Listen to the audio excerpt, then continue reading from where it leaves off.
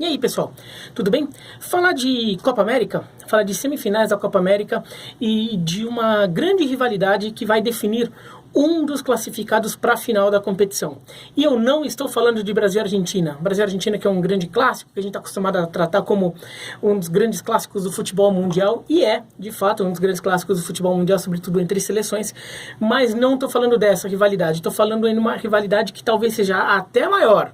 Talvez não, certamente não é tão forte e dentro de campo, não tem tantos resultados, não decidiu coisas tão importantes, mas talvez pela relação entre os países, pela animosidade, pelo desejo de torcedores de um time de ganhar do outro, a rivalidade entre Chile e Peru seja ainda maior. Então eu vou até contar um pouco a história dessa rivalidade. Bom, a gente está acostumado a tratar os grandes clássicos aqui da América do Sul como os três maiores, sendo entre Brasil, Argentina e Uruguai, né? Daí qualquer ordem que você quiser botar aí, mas são as três grandes nações da América do Sul, decidiram, já fizeram finais de Copa do Mundo, as duas com o Uruguai, contra a Argentina e contra o Brasil. Brasil e Argentina teve já encontros importantes em Copas do Mundo também, muitas finais também de Copa América.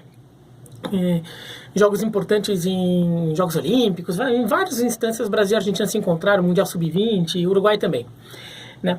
Mas a rivalidade entre esses países, entre a Argentina e o Uruguai nem tanto, entre a Argentina e o Uruguai tem uma dosezinha histórica a mais, mas em geral a rivalidade entre os países é puramente futebolística, não há uma rivalidade política muito clara entre esses países. Brasil e Argentina, apesar de ter uma rivalidade muito grande em qualquer competição esportiva, em tudo, no final das contas foram países que sempre se deram muito bem. E a relação entre os dois povos, em geral, sempre foi muito boa, muito amistosa. Aí teve só momentos aí de alguma tensão ali. Os argentinos ficaram meio cabreiros quando o Brasil estava construindo Itaipu junto com o Paraguai e tudo, mas em geral nunca foi algo muito problemático. A relação entre Brasil e Argentina, até a principal guerra em que os dois estiveram envolvidos diretamente, eles estavam juntos, né, que foi a Guerra do Paraguai. E o Uruguai também estava junto. A situação no Pacífico é bem diferente, né, e talvez a rivalidade entre Bolívia e Chile e entre Peru e Chile seja muito maior no geral, no contexto geral aí das relações dos países do que entre Brasil, Argentina e Uruguai. Como, pensando em futebol, a Bolívia raramente foi competitiva no mesmo nível que Chile e Peru. Do ponto de vista do futebol, ela ficou um pouco para trás. Mas Peru e Chile, em vários momentos, já estiveram em situações de níveis parecidos, brigando aí por uma quarta ou quinta posição ali no ranking da América do Sul em determinado momento, né? Inclusive decidindo vaga diretamente para a Copa do Mundo em 74, com vitória do Chile, e em 75 se enfrentaram na Copa América, era mata-mata, de ida e volta na época, e o Peru classificou, e o Peru tinha a melhor geração da sua época, e o Chile também tinha um time muito forte naquela época, e era uma época em que até os governos não eram muito amigos, mas eu já chego lá. O grande problema da relação entre Chile e Peru foi a Guerra do Pacífico, uma guerra que ocorreu no século XIX e em que, na verdade, era um problema principalmente entre Chile e Bolívia, né? Empresas chilenas investiam na exploração de salitre, que era importante para a fabricação de fertilizantes e explosivos na época, que era muito rico no norte, no litoral boliviano. Era importante, no litoral boliviano, perto do deserto do Atacama. Era a região que era boliviana e muitas empresas chilenas exploravam lá. Houve um problema, uma divergência entre o governo boliviano e uma dessas empresas. O governo boliviano aumentou os impostos, a empresa não aceitou. O governo boliviano ameaçou confiscar os bens dessa empresa, e o que aconteceu? Guerra, né? O Chile entrou em guerra com a Bolívia. E na época o Peru tinha um acordo secreto com a Bolívia. O Peru e a Bolívia eram muito próximos, sempre foram muito próximos culturalmente, inclusive, mas eram muito próximos politicamente. Tinha um acordo secreto que os dois estavam meio cabreiros com os movimentos do Chile naquela região, com os investimentos chilenos naquela região, que eram o sul do Peru e o extremo oeste da Bolívia. E o Peru tinha um acordo com a Bolívia de que se um dos dois países entrasse em conflito com o Chile, o outro apoiava. Então o Peru entrou na guerra. Então Peru e Bolívia entraram em guerra com o Chile. O problema é que a Bolívia, no final das contas, saiu da parada meio rápido, e o Chile dominou a região e conquistou o litoral boliviano, conquistou regiões do extremo sul do Peru, e o exército chileno chegou a invadir Lima. O exército chileno chegou a invadir a capital do Peru. Quer dizer, então a Bolívia saiu meio rápido da guerra, mas o Peru continuou envolvido nela, uma guerra que nem era originalmente dele. E o Peru sofreu muito com isso, viu a sua capital ser invadida pelo exército inimigo, e na época o Peru ainda tinha uma imagem de ser o grande centro da Espanha colonial, ainda tinha um orgulho ali de ser um dos locais mais importantes da América Espanhola. Já era um país independente, mas ainda carregava um pouco de orgulho ali, de sua força política, da sua importância regional, e essa guerra botou todo esse orgulho lá pro chão, né? Mostrou que o Chile era uma força emergente, por exemplo. O Chile começou a se ver como uma grande força militar e econômica da costa pacífica da América do Sul. E foi uma guerra, basicamente, foi uma guerra muito naval, né? Porque, sobretudo naqueles primeiros momentos da guerra, em que era muito difícil chegar naquela região do extremo leste, do extremo oeste da Bolívia, né, do litoral boliviano e sul do Peru, porque era tudo cercado de deserto, então a guerra, para chegar lá, era muito de navio. O Chile tinha um exército mais bem preparado, e o Chile também tinha um acesso ao Oceano Atlântico, também que foi fundamental nos esforços de guerra ali, porque o Chile conseguia pelo sul, o Peru e a Bolívia estavam impossibilitados.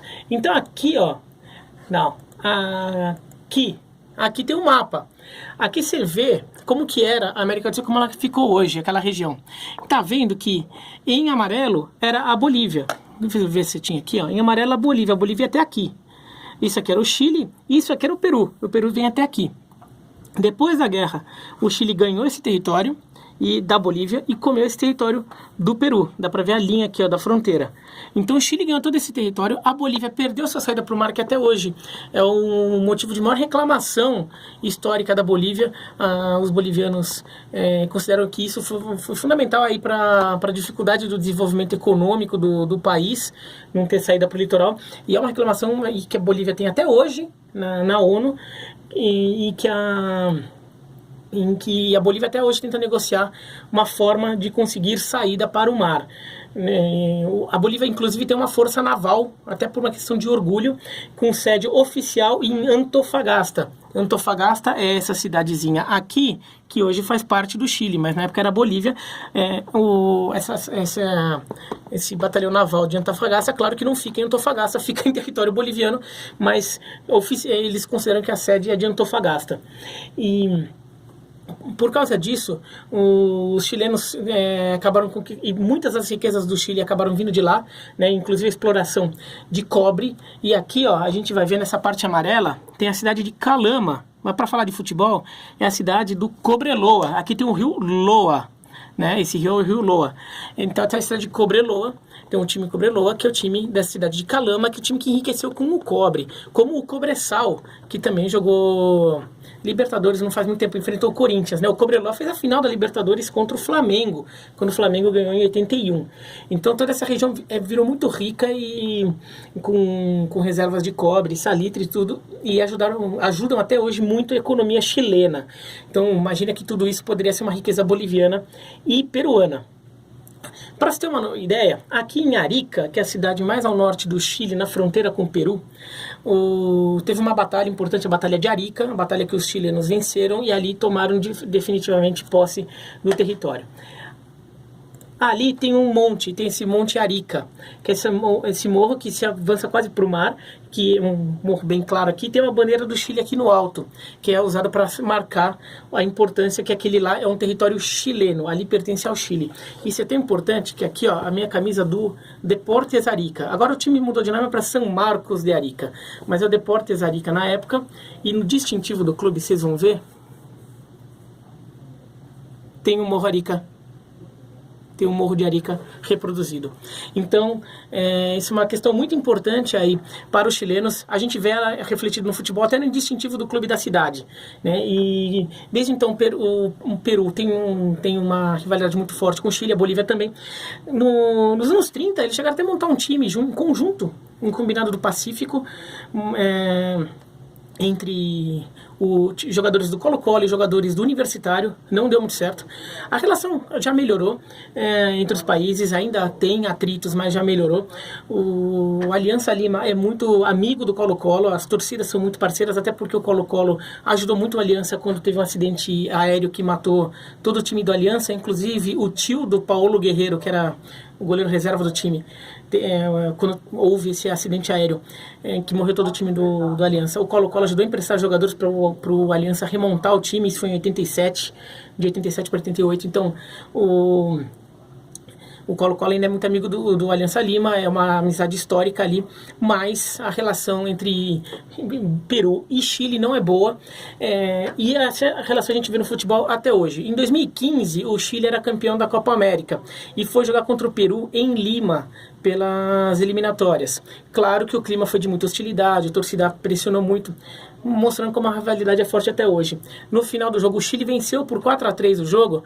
Os jogadores do Chile escreveram isso aqui nos vestiários do Estádio Nacional de Lima: respeito, por aqui passou o campeão. Então, você vê como os chilenos foram hostilizados e foram à desforra depois de vencer um clássico contra o Peru. No final das contas, o Peru acabou reagindo nas eliminatórias e se classificou para o Mundial, se classificou para a repescagem do Mundial, né? Enfrentando Nova Zelândia, eliminando o Chile. E a imprensa chilena acusou a seleção peruana de ter combinado, feito uma marmelada com a Colômbia no último jogo, né, na última rodada, porque um empate entre Colômbia e Peru classificava a Colômbia para a Copa e classificava o Peru para a repescagem. Então era um resultado relativamente conveniente para os dois. O Peru podia tentar ganhar e classificar diretamente, mas se perdesse, o Chile que iria para a repescagem. O Chile estava perdendo para o Brasil no mesmo horário, no Allianz Parque. No final das contas, de fato, Colômbia e Peru estavam empatando 1-1, os minutos finais não teve jogo. Os chilenos acusaram os peruanos de terem feito marmelada com os colombianos para eliminar o Chile, e depois, quando o Peru se classificou, o Peru devolveu as provocações à seleção chilena. Então é uma relação conflituosa. É que assim, a gente não vê tanto porque são dois países que brigam pela hegemonia de ver quem é o país mais forte da costa pacífico da América do Sul. O Peru já faz uns 20 anos, não vem sendo tão competitivo assim, voltou só agora nos últimos 3, 4 anos com o trabalho do Gareca, mas o Peru não vinha sendo tão competitivo assim como foi nos anos 70 até meio dos anos 80. E no final das contas, mesmo quando eles brigam, acaba ficando mais com cara de caráter regional. Mas é uma rivalidade que, em vários aspectos, dá para dizer sem medo, que é uma rivalidade até mais forte, com muito mais rancor e com muito mais coisas além do futebol do que a rivalidade entre Brasil e Argentina que a gente vai ver na outra semifinal dessa Copa América. Mas é isso, então. Tá a fotinha aqui do jogo. Essa aqui é uma fotinha da batalha. Foto não, isso aqui é um desenho, um quadro da batalha de um navio chileno destruindo um navio peruano. Aqui o Cuevas contra o Mena, um santista e um ex-santista. Então, mas é isso, então. Espero que tenham gostado do vídeo. Se conhecer essa história, sem algumas mais detalhes, eu falei meio rapidinho aqui, também não fiz um vídeo de 13 minutos aqui, mas dava para ser muito mais aí falando dessa rivalidade aí entre Chile e Bolívia, entre Chile e Peru, e incluindo até Bolívia no meio. Mas se inscreva no canal, clica no sininho, comente o que você quiser e veja um comentário que eu vou deixar fixado com um link para 2 episódios do podcast Fronteiras Invisíveis do Futebol, que contou a história do Chile, a história do Peru, o outro, a história do país e a história do futebol desses 2 países. No episódio do Peru eu participo contando uma história que não tem nada a ver com essa da guerra, com uma história olímpica do Peru, porque eu me tornei colaborador permanente do podcast, mas o episódio do Chile já tinha acontecido, o do Peru ainda não, tá bom? Mas é isso então, um abraço e até mais.